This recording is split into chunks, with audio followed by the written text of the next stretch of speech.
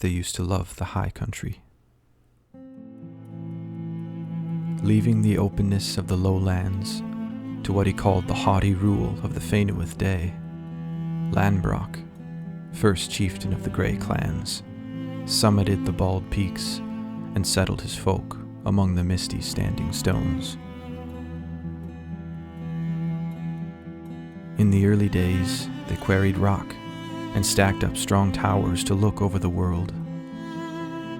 They built great halls of polished blue and white marble that gleamed like diadems upon the peaks. From great leagues in the night, their cities lit the sky and colored the mists below.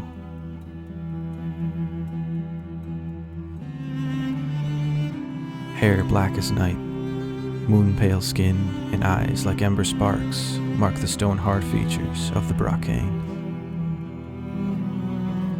Though their stature is 4 to 5 feet, they are a handsome folk and fiercely independent.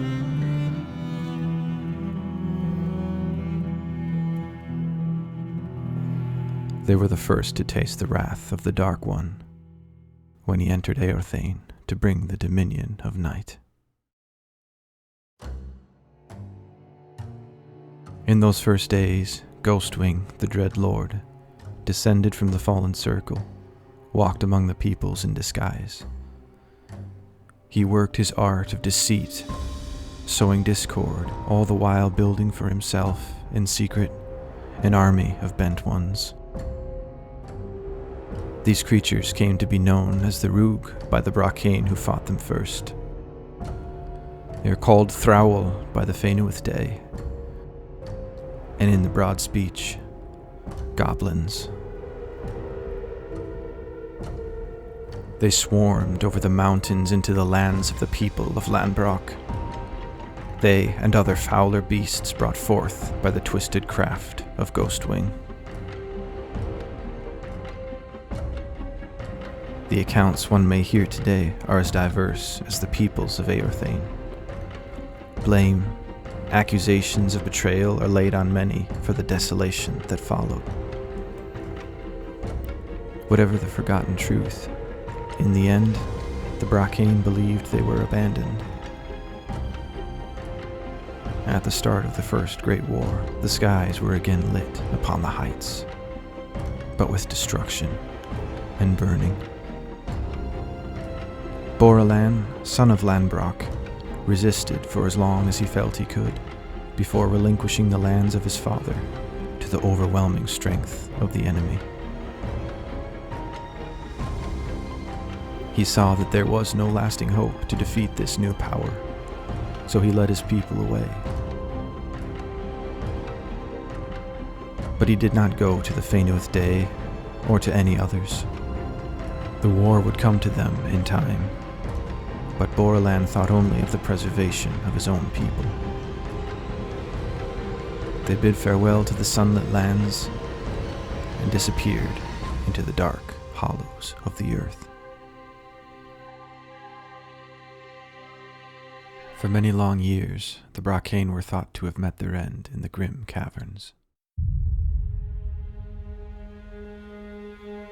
No word was heard of them, as the mists and shadows washed over the once proud and beautiful cities, crumbling from abandonment or sulking under hostile occupation.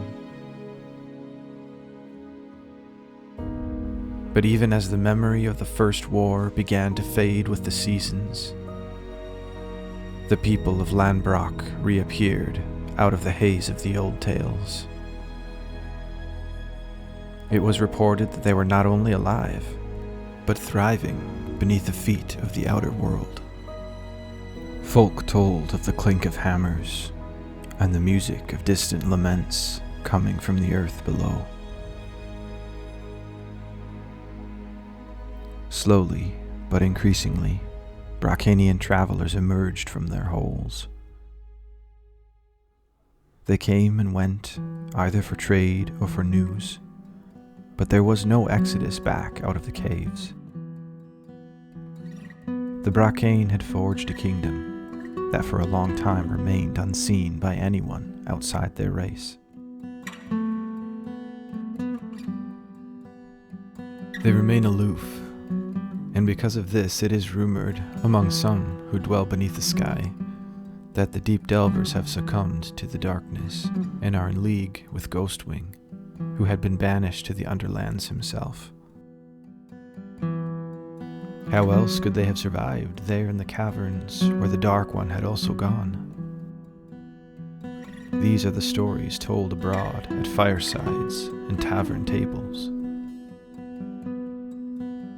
But the Brócein guard their secrets like they guard the treasures dug out of the cold walls and taken from the dark rivers. Now and again, some traveler comes peddling tales of what they claim to have seen in the realms beneath. There in the glittering, eternal night, they lit the cave candles that burn on endlessly, lighting the passages and halls for leagues on end with a pale golden glow. Some, wandering, have come upon them, and notice how they seem to brighten and dim when one draws nearer or farther away, as if their presence were known.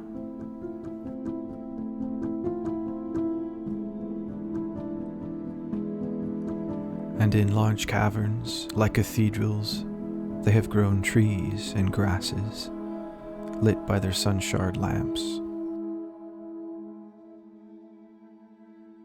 In deep forests, men and beasts alike have walked over their hidden doors in ignorance. And on occasion, when night is over wood and bluff, some have glimpsed the light of their windows that look out on the world from afar. And yet, always they vanish before they may be reached.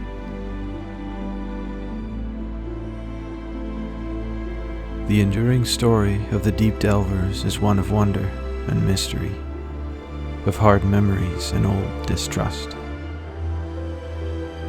But there in the great hollows their tale goes on.